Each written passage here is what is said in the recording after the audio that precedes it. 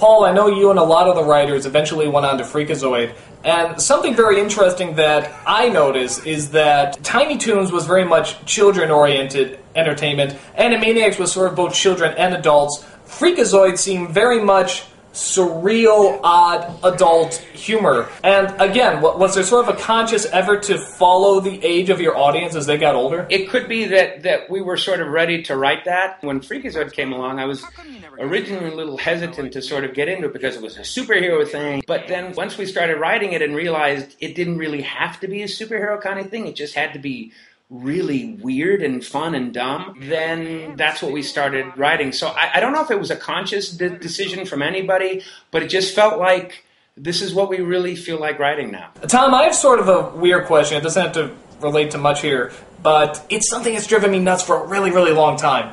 My favorite cartoon is Hooked on a Ceiling, which is where the Warners helped Michelangelo paint the Sistine Chapel. And to me, that's about as perfect as a cartoon as you can get. But why was Michelangelo portrayed as Kirk Douglas? Out, you incompetent fools! You call yourselves artists? Instead of Charlton Heston, who played Michelangelo in Agony and the Ecstasy. Why Kirk Douglas? That's a really good question. That is, I think, the definitive Warner's cartoon. It's like a perfect cartoon. It's beautifully done. Here's my guess. We had this great caricature of Kirk Douglas. We didn't have such a great drawing of Charlton Heston. Also, the voice for Kirk is so much funnier than Charlton, or at least what we were doing with Charlton. You fools, I'm the great Michelangelo, and this is the Sistine Chapel. Oh, yeah? If you're so great, what did you do with the other 15 chapels, huh? Got you there. I think it had to do with performance and drawing in that case. I guess we could have been parodying the movie Closer with Charlton, but it worked. After the success at Warner Brothers, all of you, of course, went on to do various different things. What have you guys been up to? Like Nate, did you ever consider going back into voice acting at all? I did think about going back into voice acting, but then puberty hit and my voice cracked, and that pretty much killed my career as a child voice actor. Just so you know, they were actually digitally pitching my voice higher at the end of Animaniacs because my voice had noticeably changed. That's not Bambi's mom. She's old. I'm gonna eat peanuts and popcorn and Dr. Dogs till I barf. And so I guess instead of going back into voice acting, I have been working my way back into Hollywood as a writer-director. And just recently, I finished a short film called Another Life. It's a neo-noir thriller about a young female veteran who has 3 days to kill an innocent man or they both die. Not a comedy, then. Okay, not a comedy. So, the rest of you guys, what have you been up to ever since the success of Animaniacs? I've been gardening. I've been sitting on my laurels, mostly.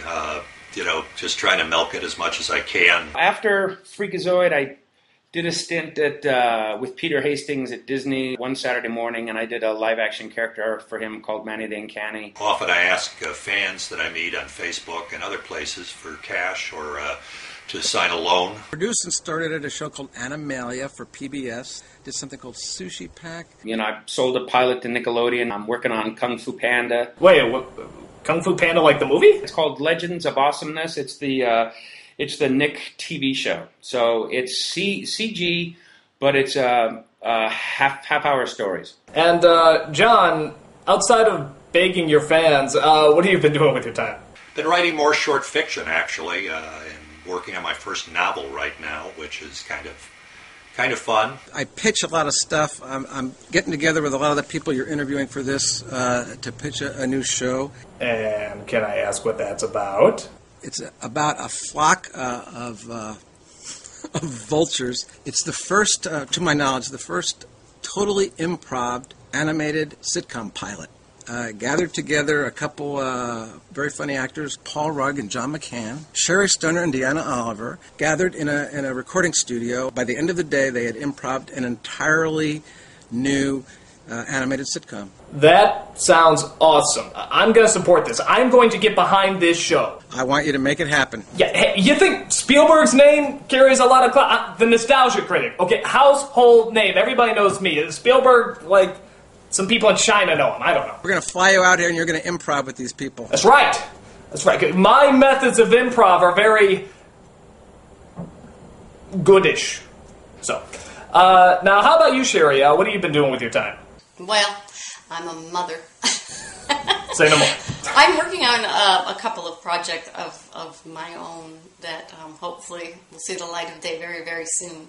And can you tell us about any of these projects? No. Oh, boo! Come on, Tom told us about improving vultures. Oh, well, see, he's tricky. All right. But because of that, you got to start everybody off by saying who's your favorite character on Animaniacs. Well, it has to be Slappy. I mean, it'd be sort of self-loathing if I didn't say Slappy in a way, wouldn't it? Well, Skippy the Squirrel's the best, obviously. I made him the best. Probably Yakko. Probably Yakko.